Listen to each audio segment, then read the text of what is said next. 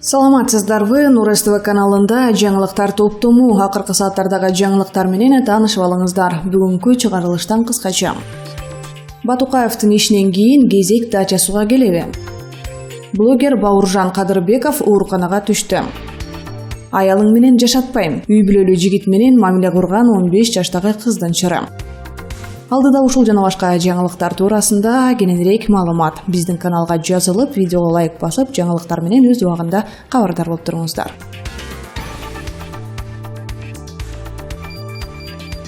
Мындан ары Баткен районунун Карабак айылындагы такталбаган аймактагы чек эски мазар көрүстөнүнө кыргыз жарандары тоскоолдуксуз кирип чыгышат. Бул тууралуу Карабак айыл өкмөтүнүн башчысы Турганбай Нышанбаев билдирди.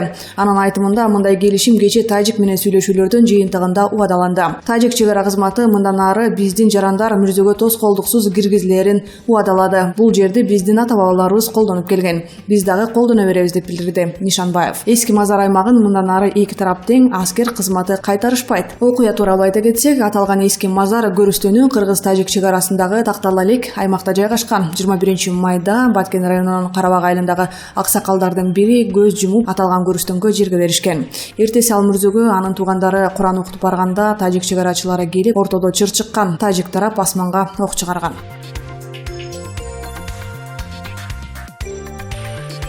Бул тууралуу Жогорку кеңештин депутаты Айтмамат Назаров 23 майда парламенттин отурумунда билдирди. Ал башка кызматка өтүп жаткандыктан депутаттык мандатын тапшыраарын жарыялады.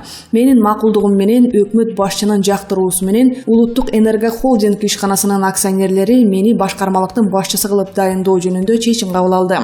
Мен үчүн бул чоң жоопкерчилик, оор түйшүк жана катуу сыноо. Улуттук энерго холдингдин иши кийинки убакта сынга кабылып, аны жоюп ордуна энергетика министрлигин түзүү боюнча Жогорку кеңештин 2 фракциясы, 1 комитети чечим кабыл алды. Бул энергетика тармагында биз каалагандай реформа жүрбөй жаткандыгынан кабар берет. Айтмамат Назаров Жогорку кеңешке Кыргызстан фракциясынын депутаты болуп шайланып келген. Ал парламенттин агрардык саясат, суу ресурстары, экология жана аймактык өнүктүрүү комитетинин төрагасы болуп турган.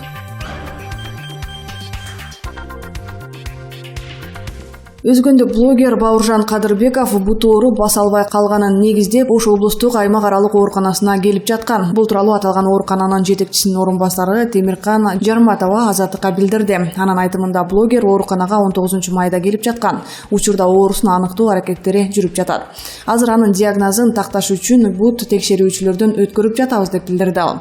Бизге келип түшкөндө эч кандай травма, сынык жана башканын белгилери болгон эмес. Ал өзү томографияга түшүп келген экен. Анда умуртка жана баш сөөктөрү таза чыгыптыр. Биз азыр нервтерин жана кан тамырларын текшерип жатабыз. Өзгөндүк блогер Бауыржан Кадырбеков опузалап пара талап кылуу жана эң баштык беренелери боюнча айыпталып 8 майда Өзгөн райондук милициясы тарабынан камакка алынган. 11 май күнү Өзгөн райондук соту аны 1 айга камаган. Бул окуя коомчулукта кызуу талкууга түшүп, 18 майда анын үстүнөн даттанган тараптын тосмо арызынын негизинде Бауыржан Кадырбеков эркиндикке чыккан. Ал абактан чыкканда балдак менен баскандыгын көргөн туугандары Бауыржан камакта жатканда кыйноого кабылды деп айтып чыгышкан. Милиция жана Бауыржан өзү бул айыптоону четке каккан.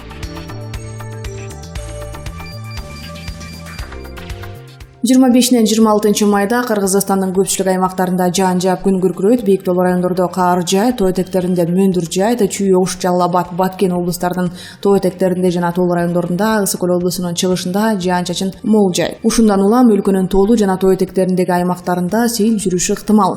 Өзгөчө кырдаалдар министрлиги жергиликтүү элди, мекемелерди, жеке менчик ишканаларды, уюмдарды өз аймагындагы арыктарды, суу өткөрүү түтүктөрүн жана ошондой эле дренаждык түйүндөрдү тазалоого чакырууда. Өткөн жылдары нөшөрлөгөн жаандан пайда болгон сел айдоо аянттарындагы эгиндерди, турак жайларга, жолдорго жана башка инфраструктурага зыян келтирген.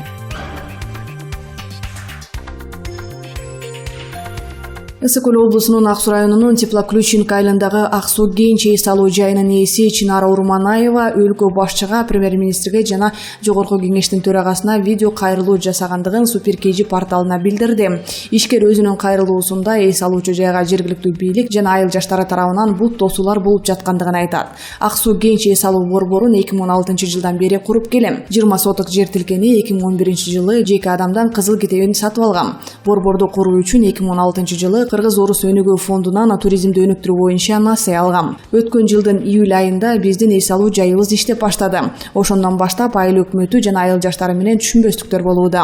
2018-жылы Теплоключенко айыл өкмөтүнүн башчысы Талант Көбөнбаевка убактылуу мөөнөткө ижарага жер бөлүп берүү маселеси менен кайрылгам. Себеби ал жерге биз боз үйлөрдөн турган чакан этно шаарча куруп, ажайып кооз жаратылыштын коюнуна бассейн курууну планыбызда бар болчу. Жер маселеси менен айыл өкмөтүнө кайрылгандан бери ал адам айыл жаштарын каршы күч катары колдонуп, биздин ишке бут тосуп жатышат. Айылда Чыңгыз, Анвар деген балдар бар. Алар мурда кылмыш жоопкерчилигине тартылган экен. Ошолор эс алуу жайына келип, күндөн күнгө талаптарын өзгөртүп, акча, акысыз эс алууну талап кылып, ар кандай сөздөр менен коркутууда.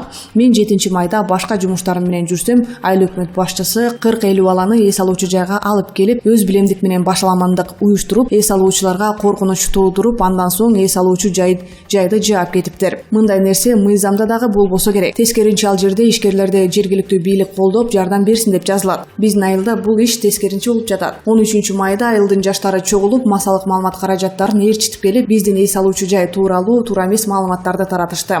Алардын айтымында биздин бассейндеги саркынды суулар Ак суу суусуна куюлуп жатат экен. Бирок мен бул жака термо сууну Бириккен Ысык көл облустук ооруканасы менен келишим түзүп, анан алып келем. Саркынды суулар суу тазалоочу жайларга барып куюлат. Борбор ачылган кезде Экотехинспекциядан, санэпидинстанциядан жана өзгөчө кырдаалдар министрлигинен түзүлгөн комиссия келип текшерип кетишкен. Ошондой эле саркынды суулар Ак суу суусуна куйбайт. Менин мамлекеттик жаратылышты коргоо агенттиги менен түзүлгөн келишимим дагы бар. Ошондой эле маалы менен Ак суу суусу текшерип турат.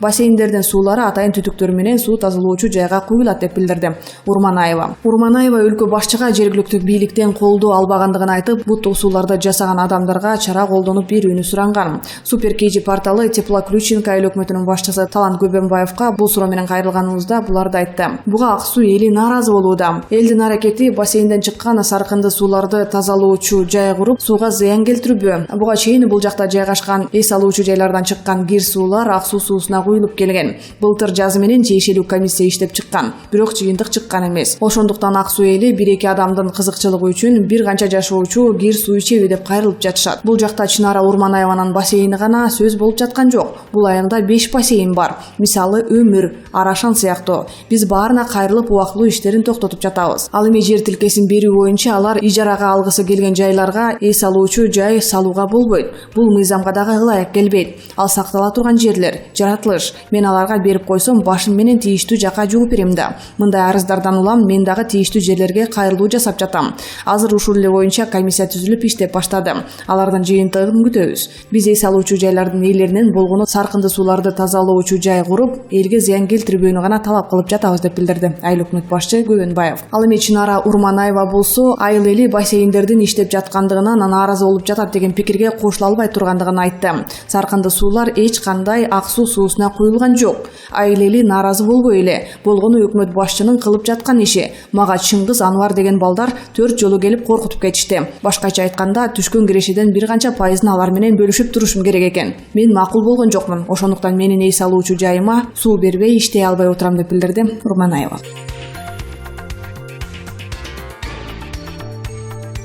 Бүгүн 23-майда Жогорку кеңеште шайлоо мыйзамдарын өркүндөтүү максатында иштелип чыккан мыйзам долбоорлору каралды. Депутат Бакыт Төрөбаев мыйзам долбоорлорду улуттуу өзгөрүүлөр дээрлик жок, киргизилген түзөтүүлөр техникалык мүнөздө гана экендигин айтты. Төрөбаев аталган мыйзам долбоорунун демилгечилерине башка депутаттар тарабынан иштелип чыккан альтернативдүү долбоорлорду дагы карап чыгуу керектигин билдирди. Депутат Кенжебек Бокоев аталган мыйзам долбоору кечээ күнү эле тийиштүү комитетте каралып, бүгүн палатага чыгып жатат. Мен шайлоо боюнча мыйзам долбоорун качан жөнөттүм эле, бүгүнкү күнгө чейин жооп жок деп билдирди. Жыйынтыгында президенттин жана Жогорку кеңештин депутаттарын шайлоо жөнүндө, референдум жөнүндө, конституциялык мыйзамдарга өзгөртүүлөрдү киргизүү тууралуу конституциялык мыйзамдын долбоору биринчи окууда добуш берүүгө жиберилди.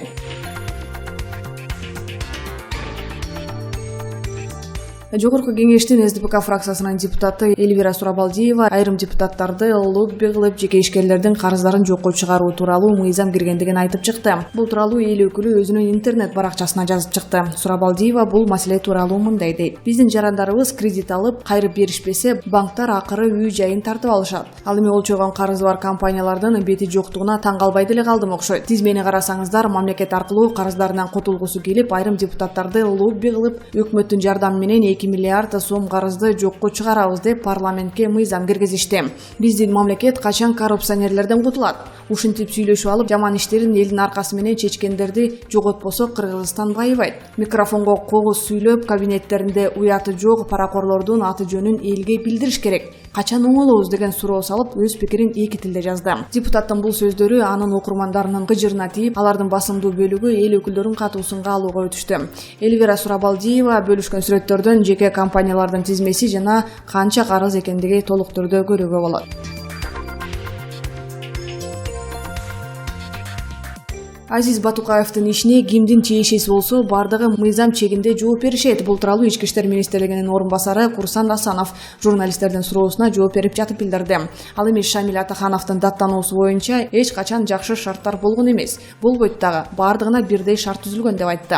Курсан Асанов коомдук катуу талкуу болуп жаткан Батукаев дачасы боюнча бардык кылмыштар мыйзам чегинде объективдүү тергелет. Асанов мындан тышкары Кыргыз-Тажик чек арасындагы учурда абал турукташып калгандыгын белгиледи. Анан айтымында качан гана чек араны делимитация, демаркация иштери чечилмейин, мындай окуя кайталана берет. Ошондуктан маселени тездетип чечүү керек деп билдирди.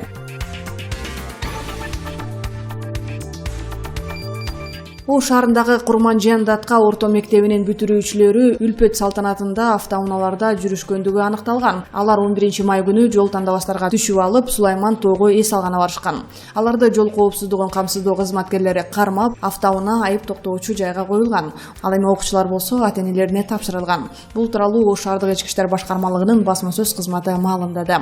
Маалыматта айтылгандай, бул окуядан кийин Ош шаардык ички иштер башкармалыгы шаардык билим берүү башкармалыгына кайрылып, аталган мектептин жетекчилерине чара көрүүнү суранган. Натыйжада Курманжандатка орто мектебинин директору Каныке Эргешова 16 май күнү өз арыз менен кызматтан кеткен. Бүтүрүүчү класстын окуучуларына акыркы коңгуроо майрамына карата акча чогултуп, белек алууга, кымбат автоунааларга түшүп, үлпөт куруп, кафе-ресторандарда сайраңдоого билим берүү жана илим министрлиги катуу тыюу салган. Жергиликтүү билим берүү бөлүмдөрүнө бул күндөрү күзөткө туруп, талапты аткарбаган бүтүрүүчүлөр менен алардын ата-энелерине, мугалимдерине, мектеп жетекчилерине чара көрүүнү тапшырган. Буйрукту аткарбаган жетекчилерге кызматтан алуу сунушталган. Акыркы коңгуроо майрамы республиканын мектептеринде 25 май күнү саат 9-да болот. Айрым бүтүрүүчүлөр бул күнү сайраңдоочу иш-чараларды өткөрүүгө аракет кылган учурлары дагы катталган.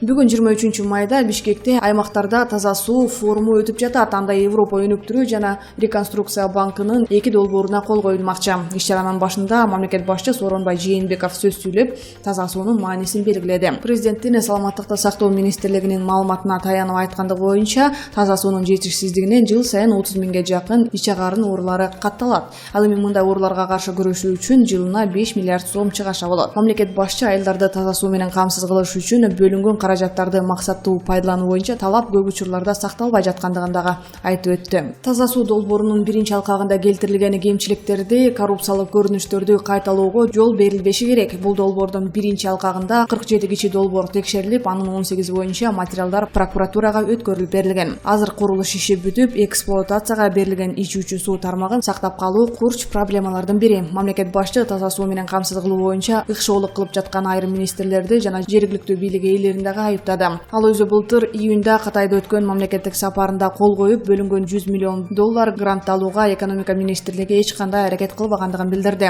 Ошондой эле президент Өзгөн шаарынын мэриясы таза сууга берилген 17 миллион евронун бир сомун дагы өздөштүрө электигин айтты. Мамлекеттик бюджеттен 2018 жылы таза суу секторуна 250 миллион сом бөлүнүп берилген. Ал эми 2 долбоордун алкагында 15 миллион евродон ашуун каражатка өлкөдөгү 24 шаарга таза суу долбоору ишке кирген. Бул каражаттын 65% кайтарымсыз грант, 35% насыя түрүндө берилген. Бул долбоорлор боюнча шаардагы канализация, суу инфратүзүмү жаңыланат. Кыргызстандагы жалпы 1800 айылдын 653-үндө таза суу жок. Анын ичинен быйыл 57 айылга 2019 жылы мамлекеттик бюджеттин эсебинен жана кайрымдуулук эл аралык уюмдардын жардамы менен таза суу чыгарылды. Былтыр 30 айыл таза суу менен камсыздандырылган.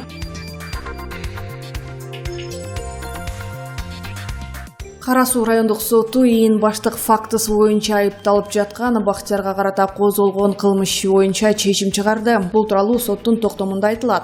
Айыпталуучу Бактияр Кара Суу районунун Кызыл Кыштак айылынын 1995-жылы туулган тургуну. Мурда соттолгон эмес, үй бүлөлүү 2 баланын атасы. Ал ушул жылдын 7 февралында болжол менен саат 15 чамасында өзү иштеген Төлөйкан айылындагы кафелердин биринде Ош шаарынын 2004-жылы туулган тургуну Динара менен кайым айтыша кетип, аны көкүрөгүнүн сол тарабына бычак сайган. Ошол учурда Бактияр пияз туурап жаткан бычагын колунда кармап жүргөн. Ош облустук ооруканасынын корутундусуна ылайык 15 жаштагы Динара денесинен жеңил жаракат алган. Соттук отурумда Бактияр күнөөсүн мойнуна жарым-жартылай алган. Анын айтымында ал кафеде шишкебек бышырып иштечү. Жабырлануучу Динара менен окуядан 1 жума мурун таанышып, телефон аркылуу сүйлөшүп жүрчү. Жумушчу пияз туурап жатканда Динара барып, "Эмне чалсам албайсың? Эмне үчүн номурумду кара тизмеге киргизип койдуң?" деген. Ага жакын барып, "Сенин аялың менен жашатпайм" дегенде Бактияр өзүнөн алыстатууга аракет кылган. Ошол учурда колундагы бычагы менен Динаранын көкүрөк тушуна сайып алган. Бирок ал Динаранын сырткы кийиминен көкүрөгүнүн канаганын көргөн эмес. Динара дароо таксиге отуруп кетип калган. Бир аз убакыт өткөндөн кийин Бактияр Динарага телефон чалып, анын денесине бычак тийгендигин билген. Бактияр соттук отурумда Динарага атайын бычак сайбагандыгын, окуя кокустан болгондугун билдирген. Ал жабырлануучу тарап менен элдешип, өз ара келишим түзүшкөндүгүн айтып, соттун кылмыш ишти өндүрүштөн кыскартууну өтүнгөн. Соттун отурумунда 15 жаштагы Динара өзүнүн мыйзамдуу өкүлү менен катышкан. Анын айтымында ал Бактияр менен 2 жума мурун таанышып, сүйлөшүп жүрүшкөн. Ошол күнү ал өзүнүн туулган күнү тууралуу сүйлөшүү үчүн Бактиярга чалган, бирок байланыша албай койгон. Андан кийин Бактиярдын иштеген жерине барган жана шишкебек буйрутма кылган. Ошол учурда Бактияр бычак менен пияз туурап жаткан. Ал Бактияр менен кайым айтыша кетип, Бактияр аны өзүнөн алыстатууга аракет кылып, колун жансаганда бычак көкүрөгүнө тийген. Бирок ал Бактиярга бычак тийгендигин айтпай кетип калган. Жана Ош шаардык ооруканасына жыгылып түштүм деп кайрылган. Дарыгерлер жардам көрсөткөндөн кийин Бактияр телефон чалган. Ошондо гана ага бычак тийгендигин айткан. Динарадагы соттон кылмыш ишин өндүрүштөн кыскартып берүүнү суранган. Себеби ал айыпталуучу менен жарашып, ага доосу жок экендигин билдирген. Соттук отурумга Динаранын мыйзамдуу өкүлү катары анын апасы катышты. Динаранын апасынын айтымында кызы ошол күнү шишкебек алып келем деп үйүнөн чыгып кеткен. Кызына телефон чалганда ал бирөө бычак сайды деп айткан. Ал кызын ооруканага алып барып, дарыгерлерге көрсөтүп, кайра үйүнө алып кеткен. Кызынан окуя тууралуу сураганда Бактияр бычак сайгандыгын айтып берген. Окуянын күбөсүнүн айтымында ошол күнү түштөн кийин Динара кафеге барып 2 шишкебек буйрутма кылган. Шишкебек бышыруучу жай кафенин сыртында, көчө жакта жайгашкан. Динара Бактиярга барып, туулган күнүм жөнүндө сүйлөшөйүн дегем. Телефонуңду өчүрүп коюп турсуң деп кайым айтыша кеткен. Бирок атуу урушкан эмес. Бактияр Динарага ара турчу деп колун жансагандан кийин Динара таксиге отуруп, буйрутма кылган шишкебегин албай кетип калган. Жыйынтыгында Кара Суу райондук соту эки тараптын бири-бирине доосу жок экендигине байланыштуу Бактиярга карата козголгон кылмыш ишин өндүрүштөн кыскартып, айыпталуучу жоопкерчиликтен бошотулган. Ошондой эле атайын жүргүзүлгөн экспертизанын жыйынтыгында Бактиярдын колундагы бычак атылбас курал экендиги аныкталган.